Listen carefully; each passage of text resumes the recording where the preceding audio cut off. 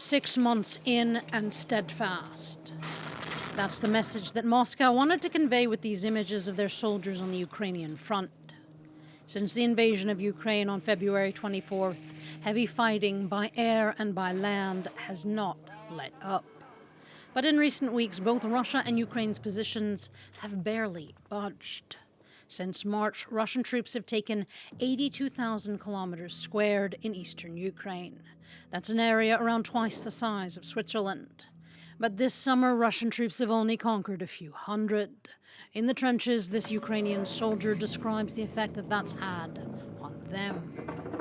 The morale is higher than the first days of war, when we've been losing ground. Then it was higher when everybody expected that the Russian force will collapse the next day.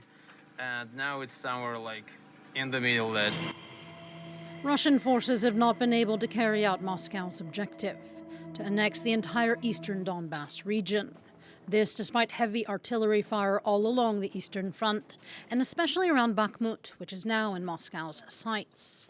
Nonetheless, the conquest has levied a heavy toll.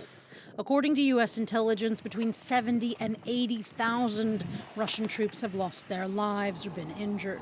Some 5,000 vehicles have been destroyed, and Russia's Air Force no longer has free reign over Ukrainian skies.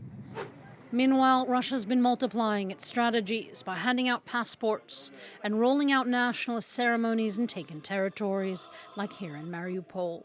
While Russia's trying to hold on to its gains, Ukraine is on a counteroffensive. It's managed to take back a few square kilometers in Izium and outside Kherson. And above all, it's begun targeting Crimea, hitting by air munition depots, bridges, and first, the headquarters of Russia's Black Sea Fleet.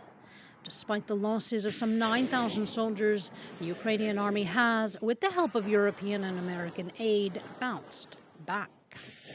We see that the Ukrainians have little by little become equal to the Russian army, which means they can no longer truly advance. So there's the possibility that the front line won't budge, which is what happened between 2014 and 2021. It's an option that doesn't please either side, but right now it's a possibility. To further help Kyiv gain the advantage and regain its territories, Brussels has offered training sessions for troops, and Washington has pledged a further $775 million in military aid.